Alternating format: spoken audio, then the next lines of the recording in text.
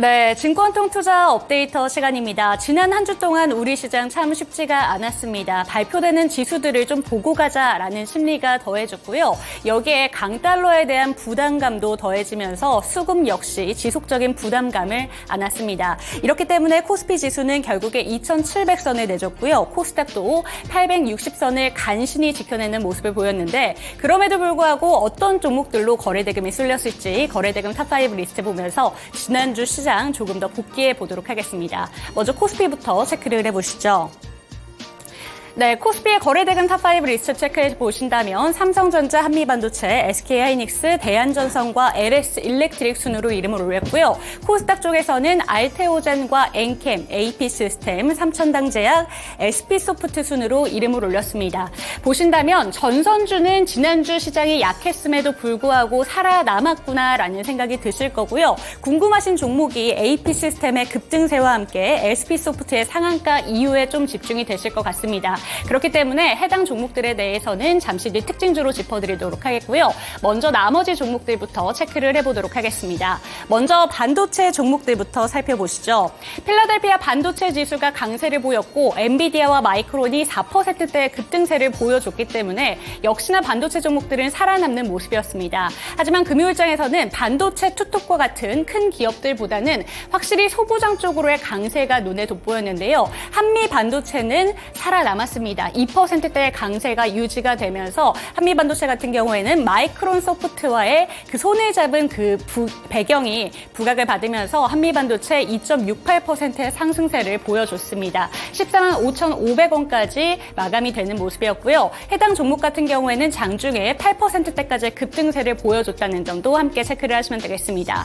그리고 반도체 투톱 같은 경우에도 물론 조정을 받긴 했습니다만 장중에 SK하이닉스 같은 경우에도 신고가를 또 한 번 써내렸다는 점을 주목을 하시면 좋을 것 같고요. 하지만 삼성전자 같은 경우에는 0.48% 소폭 조정을 받았습니다. 하지만 큰 폭의 낙폭은 아니었다라는 점을 주목을 하시면 되겠고 반도체 투톱이 일제히 하락 마감을 보여준 가운데 소부장 쪽으로는 확실히 집중되는 모습이 보여줬었는데 오늘 같은 경우에는 반도체 종목들 내에서 주목하면 좋은 이슈가 또 있습니다. 삼성전자의 보조금 발표를 또 앞두고 있고 그런 만큼 삼성전자나 SK하이닉스를 비롯해서 투톱들의 강세와 함께 소부장 쪽으로 지속적인 그 강세 모멘텀을 이어갈 수 있을지 체크해 보시면 좋을 것 같습니다. 그렇다면 나머지 종목들도 함께 체크를 해보실게요. 전일장 알테오젠을 비롯해서 코스닥 시총 상위 종목들 내에서 바이오 종목들은 강한 모습을 보여줬습니다. 알테오젠은 4거래일째 강한 모습을 보여주면서 금요일장에서도 3%대 강세의 마감을 보여줬고요.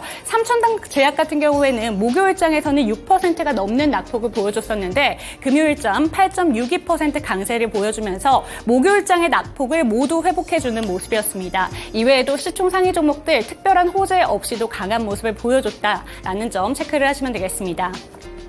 그리고 엔캠 같은 경우에는 9거래일째 상승 랠리를 펼치나 싶었는데 결국에는 하락으로 돌아섰습니다. 1.09%의 낙폭을 보여주면서 36만 1,500원의 종가를 형성했는데요. 해당 종목 같은 경우에는 장중에는 또 플러스권으로 움직였었기 때문에 엔캠 같은 경우에는 장중에 변동성이 강했지만 결국에는 상승 랠리를 끊어냈다는 점에 주목을 하시면 될 것 같습니다. 1%대의 낙폭을 보여줬습니다. 그렇다면 특징주로 먼저 전선 관련된 종목들부터 체크해 드리도록 하겠습니다. 네, 전력기기 관련된 종목들은 금요일장에서도 강한 모습을 보여줬는데요. AI 수혜 기대감으로 인해서 전력 수요가 지속적으로 높아지고 있고 이에 따라 실적에 대한 기대감이 점점 더해지고 있습니다. 여기에 구리 가격까지 상승을 하게 되면서 주가가 계속해서 탄력을 받고 있는데요. 이에 따라 금요일장에서도 전력기기 테마는 상당히 강한 시세를 내줬습니다. 그렇기 때문에 상한가를 기록한 종목도 그리고 52주 신고가를 경신하는 종목들도 상당히 많았는데요.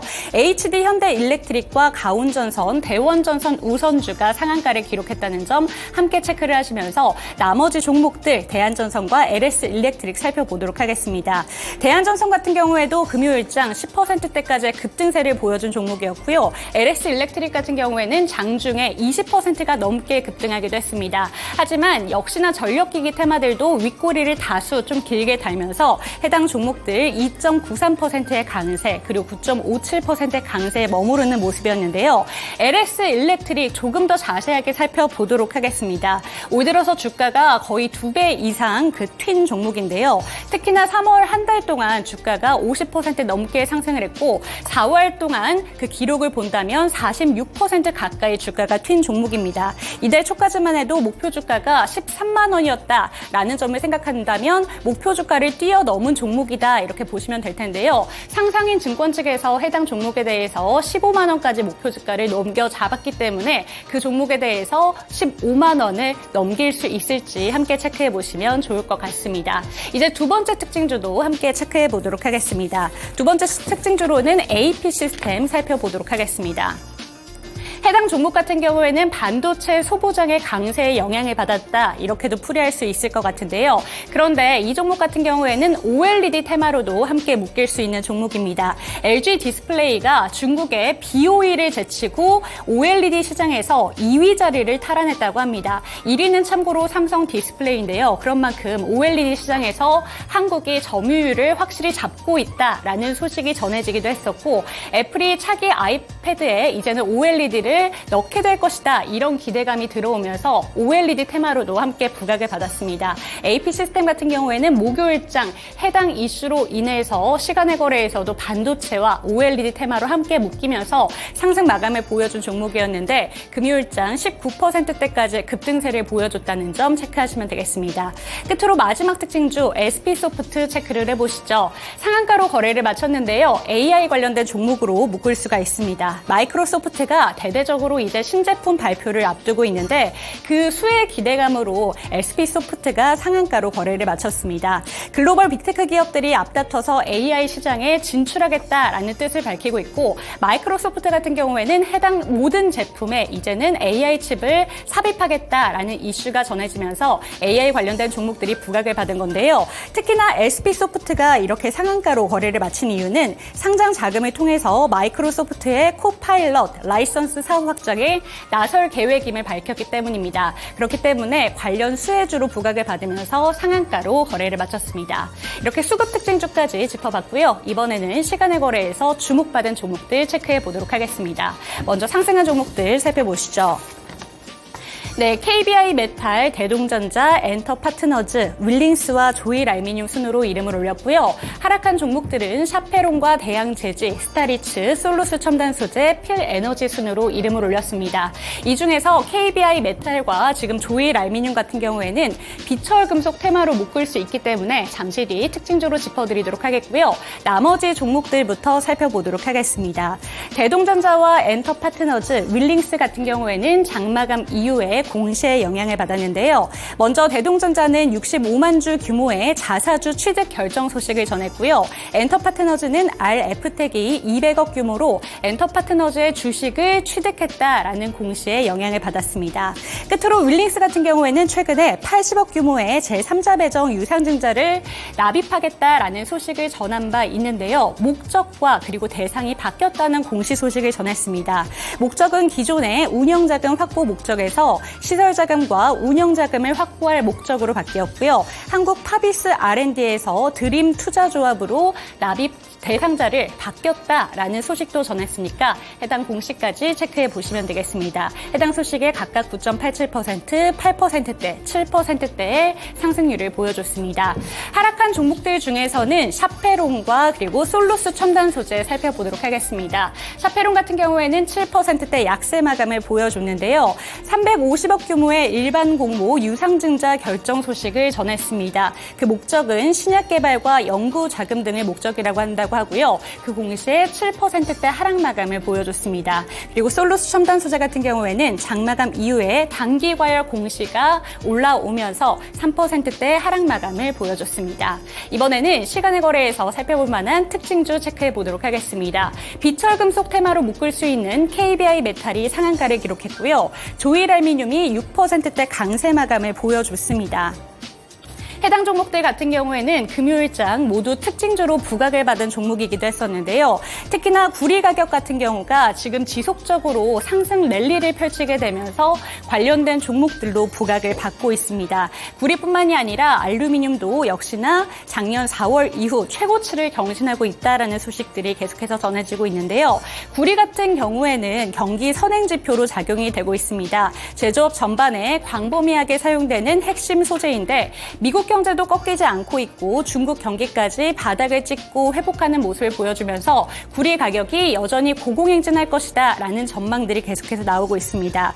구체적으로 구리 가격 같은 경우에는 9,000달러 선을 넘어선 게 결국에 지난해 4월 이후 처음인데 지난 4일 기준으로 9,400달러 가까이 치솟기도 했었고요. 여기에 구리와 함께 주요 비철금속으로 꼽히는 알루미늄 역시 지난 5일에 2,450달러를 기록하면서 1년 2개월 만에 최고치를 경신했습니다. 해당 소식에 비철금속 테마들이 시간의 거래에서 강하게 올라오는 모습이었고요. 금요일장 특징주 보도가 됐었던 KBI 메탈과 조일 알미늄이 그중에서도 가장 강한 시세를 내주면서 이렇게 종가를 형성해냈습니다. 이렇게 특징주까지 분석을 해봤고요. 이번에는 미국장 특징주 김은별 캐스터와 함께 살펴보시죠.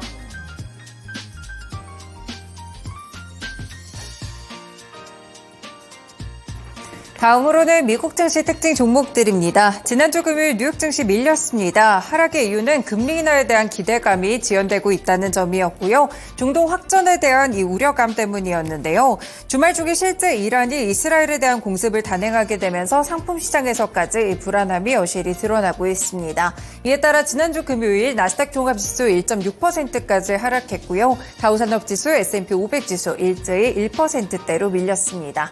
그렇다면 이 미국 증시에서는 어떤 특징 종목들이 있었을지 첫 번째 종목부터 함께 보시죠. 네, 첫 번째로는 실적 발표에 있었던 JP모건 체이스 보겠습니다. 6% 급락으로 182달러 선에서 거래를 마쳤는데요. JP모건을 시작으로 웰스파고도 실적을 발표했고요. 그 외에도 은행주들 이번 주에 줄줄이 실적이 발표 예정돼 있습니다. 이번에 JP모건 체이스가 실적 발표에서 올해 1분기 순이익이 134억 달러로 전년 동기 대비 6% 증가했다고 밝혔고요. 레피니티브가 집계했던 전문가 전망치도 상회하는 흐름이었습니다. 이 같은 실적은 미국의 연방예금보험공사가 부과한 특별부담금 7억 2,500만 달러를 차감한 수치였는데요. 1분기 순이자이익은 232억 달러로 전년 동기 대비 11% 증가했지만 전분기 대비해서는 4% 감소하게 됐습니다. 향후 이익 전망에 대한 시장의 우려감들이 커졌는데요. 지난해 호실적이 순이자 이익이었던 덕분이었던 만큼 이 우려감을 그대로 주가에 반영했습니다. 앞으로 이 같은 이례적인 순이익 증가세는 앞으로도 지속되기 어려울 것이다라고 은행 측에서 봤기 때문에 이를 반영하며 주가가 6%까지 급락하는 흐름으로 연출됐는데요. 제이미 다이먼 JP모건 체이스 회장은 소비자와 커뮤니티 뱅킹을 중심으로 예금 마진 압박과 낮아진 예금 잔고로 전 분기 대비 순이자 이익이 4% 감소했다라고 설명했습니다. 앞으로도 순이자 이익과 대손 비용 모두에서 정상화가 진행될 것으로 예상하게 되면서 이런 멘트 더욱더 JP모건 체이스 하락폭이 커지는 흐름이 나오기도 했었는데요. 이뿐 아니라 실적 발표했던 대부분 은행주들, 실적 발표를 앞두고 있는 은행주들까지도 투심의 영향을 받으면서 하락세를 보였습니다. 그렇다면 국내에서는 은행주들 흐름 어떨지 한 번 더 주가 체크해 보겠습니다.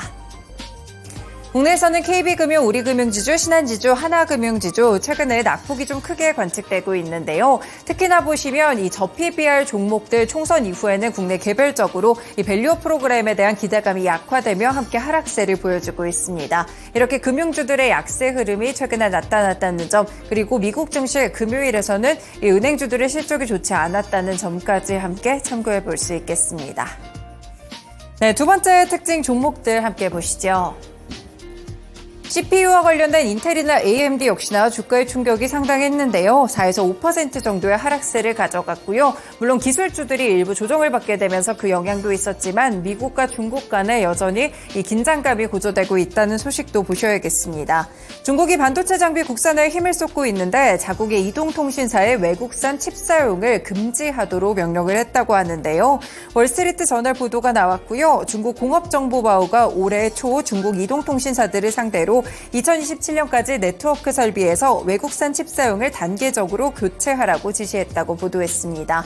이 통사들은 이 중국의 최대 3개의 이 통사들이 모두 포함이 됐다고 볼 수가 있겠고요. 미국이 반도체 장비와 반도체 칩 수출 통제에 이어서 첨단 기술에 대해서 미국 자본의 중국 직접 투자도 제한하게 되며 여기에 의한 보복성 조치로 풀이가 되고 있습니다. 현재 중국도 이 주요 인프라에 대한 미국 기술 의존도를 낮추려는 시도로 풀이가 되고 있는데요.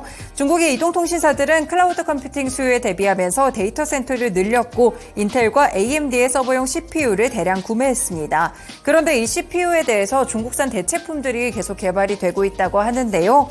그러면서 자국산으로 전환해 반도체에 대한 자금률도 높여주고 있습니다.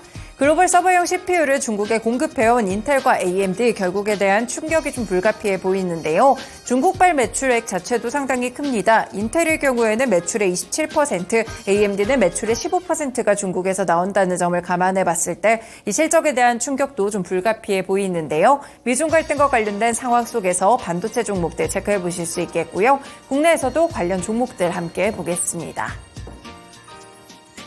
네, 지금 보시면 덕산 하이메탈, 아비코전자, TLB, JC현 시스템 같은 종목들이 있는데요. 국내 반도체 소부장 기업들이자 인텔이나 AMD 쪽으로 납품을 하고 있는 기업들로 모아봤습니다. 네, 이 종목들 함께 살펴보실 수 있겠고요. 반도체 종목들은 최근에 개별적인 흐름들이 강해지고 있는 상황 속에서 덕산 하이메탈과 아비코전자, TLB는 지난주 금요일 하락했고요. JC현 시스템만 0.9% 상승으로 마무리 지었다는 점 볼 수 있겠습니다. 네, 미국 증시에서 마지막 특징 종목으로는 국내 기업인 쿠팡 살펴보시죠. 쿠팡이 하락장 속에서도 무려 11%나 급등하며 21달러 선에서 거래를 마쳤습니다. 국내에서도 회자가 됐던 소식인데요. 바로 쿠팡이 유료 멤버십인 와우 멤버십의 월회비를 4,990원에서 7,890원으로 58% 인상한다고 밝혔습니다. 기존 회원의 회비는 오는 8월부터 올리게 되는데요. 이번 회비 인상은 로켓 배송에 대한 가능 지역들을 점차 넓히고 있는 가운데 실탄을 마련하는 성격이라고 분석이 되고 있습니다. 현재 와우 멤버십 회원은 지난해 말 기준으로 1,400만 명 정도를 기록하고 있는데요. 만약에 이 회원이 그대로 유지되고 이번 회비 인상을 반영했을 때 멤버십 수입은 연 8,338억 원에서 1조 3,255억 원까지 늘어날 것으로 보이고 있습니다. 쿠팡이 지난해 영업이익 6,174억 원을 기록하면서 14년 만에 연간으로 첫 흑자 전환이 나오기도 했습니다.